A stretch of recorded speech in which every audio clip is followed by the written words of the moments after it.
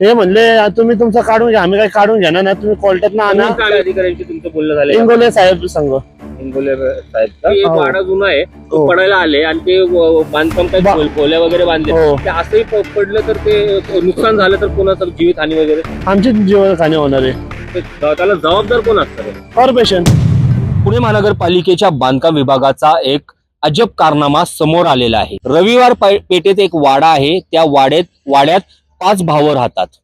या 5 भावांपैकी 2 भावांनी तिथं अनधिकृत बांधकाम केलेलं आहे व ही संबंधित ही माहिती बांधकाम विभागाला समजती व बांधकाम विभाग त्या 2 जणांबरोबर बाकीचे 3 भावांना, असे टोटल 5 भावांना अनधिकृत बांधकामाची नोटीस पाठवतो व त्याला उत्तर देण्यास सांगतो. आता या 5 जणांपैकी कृष्णा झवेरी जे 3 नंबरचे भाऊ आहेत, रिस्पॉन्डंट आहेत नोटीसमध्ये, ते स्वतःहून बांधकाम विभागात हजर होतात व अधिकाऱ्यांना ते वर्बली तोंडी सांगतात की हे अनधिकृत बांधकाम आहे, त्याच्यामुळे आम्हाला सुद्धा त्रास होत आहे, ते तुम्ही पाडून घ्या अशी त्यांना विनवणी ते करतात व त्या संदर्भात ते एक अर्जही टाकतात.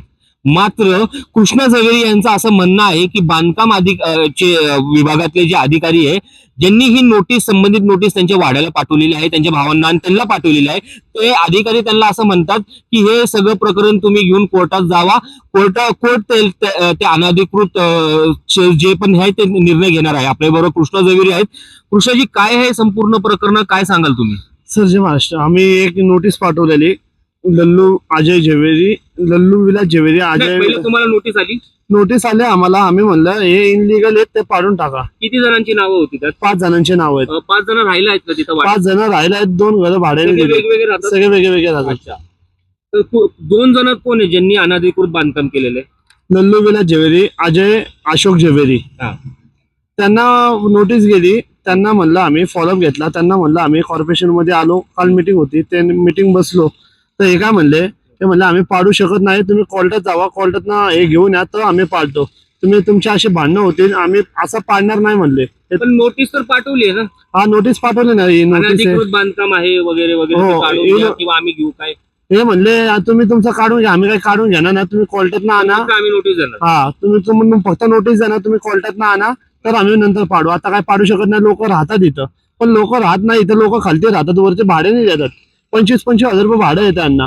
मग एका नाही पाडत. हे म्हणतात आम्ही नाही पाडू शकत, तुम्ही कोर्टात नाही आणा, नंतर आम्ही पाडतो. आम्ही आता पाडू शकत नाही. नोटीस का दिली ना मग?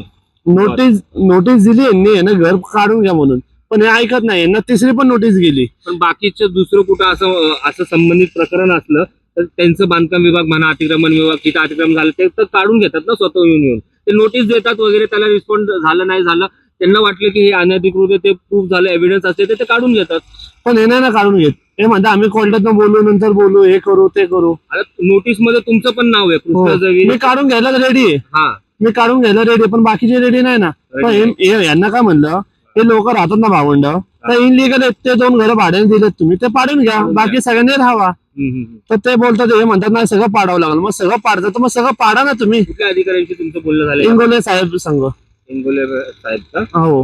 काय म्हणतात की कोर्टात जावं? हे म्हणतात कोर्टात जावा, कोर्टात नाही या तुम्ही, कोर्टात नंतर. ते जे भाड्याने दिल्यावरती वाडा जुना आहे, तो पडायला आले आणि ते बांधकाम काय खोल्या वगैरे बांधले, ते असंही पडलं तर ते नुकसान झालं तर कोणाचं जीवित हानी वगैरे? आमची जीवनहानी होणार आहे. त्याला जबाबदार कोण असणार? कॉर्पोरेशन, महानगरपालिका. आम्ही महानगरपालिकेला म्हणतोय 6 जागांना उतरून घ्या, हे सगळं करा, पण हे ऐकत नाहीये. हे म्हणतात आम्ही हे करत नाही. ते म्हणतात 20 वर्षाचं. 20 वर्षाचं असलं तरी तुम्ही 40 वर्षाची बिल्डिंग पाडू शकता तुम्ही, इनलिगली असेल तर. मग त्या माणसांना तुम्ही बाहेर काढू शकता, तुम्ही पाडायचे म्हणून. पण हे का नाही पडत? हे तर तुमच्या सगळी सेटिंग झाली का इकडनं वरनं? तुम्हाला कोणाचा डोस आलाय का? तेच मी म्हणते, पहिले नोटीस येते आणि मग ते नोटीस उत्तर देतात की अनधिकृत काढून घेतात, ते काढत नाही. हे म्हणतात आम्ही नाही काढणार, आम्ही कोर्टातर्फे बघू. पण हे यांना खुलासा मागितला, खुलासा दिलाच नाही. खुलासा म्हणजे 20 वर्ष. मूर्त कुठं? कॉर्पोरेशन मध्ये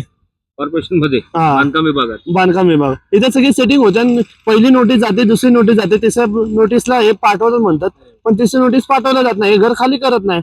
मग हे म्हणतात वरती राहतात लोक, तर आम्ही पाडू शकत नाही. मग खालती पण लोक राहतात, मग वरचे भाड्याने का देतात? मग वरचं पाडायला पाहिजे ना. तुम्ही खालते राहा. तर तत्पर असतं कारवाई करण्यात जिथे त्यांना इलिगल दिसलं. यावेळेस ते करत नाहीये. ते नाही करत. ते म्हणतात आम्ही नाही करू शकत, तुम्ही कोर्टात आणा आणि खुलासा द्या, आम्हाला काय बोलायचं ते बोलतो आम्ही. आता या सगळ्या संबंधात तुम्ही बांधकाम विभागात अधिकाऱ्यांना भेटलेलं आहे. काय आता पुढची प्रोसिजर काय असणार आहे तुमचं? आता बघ परवीन काय दखल घेते त्याच्यावरती. अर्ज तुम्ही टाकलेला आहे. अर्ज टाकलाय, दुसरे पण अर्ज टाकलाय बघा. एव्हा अर्ज आहे, तो अर्ज नोटीस आली आहे पुणे महानगरपालिका. याला मी 2 महिने आले फॉलोअप घेतोय तरी फॉलोअप होईना. 2025 ला नोटीस गेली, 16 तारखेला 12व्या महिन्यात. या सगळ्या प्रकरणात तुम्ही आयुक्त साहेबांना भेटणार आहात? हा भेटणार ना सर, ते सोमवारी. आता या सगळ्या प्रकरणात जे आता या नोटीसचे रिस्पॉन्डंट आहेत कृष्णा जविरी, ज्यांनी की मान्य केलेलं आहे की आमचे भावांनी अनधिकृत बांधकाम केलेलं आहे व ते काढून घेण्यात यावे पुणे महानगरपालिकेने, तर त्यांना ते काय आता तसं प्रतिसाद देत नाही, मात्र नोटीस तर पाठवलेली आहे. आता या संदर्भात ते पुणे महानगरपालिकेचे जे आयुक्त आहेत, आयुक्त साहेबांना ते भेटणार आहे व त्यांची व्यथा ते त्यांच्या समोर मांडणार आहेत. आता या सगळ्या प्रकरणात अजून पुढं काय होतं हे नक्कीच बघायचं राहणार आहे. न्यूज नेटवर्क 360 मराठीसाठी मी जोएब शेख, पुणे.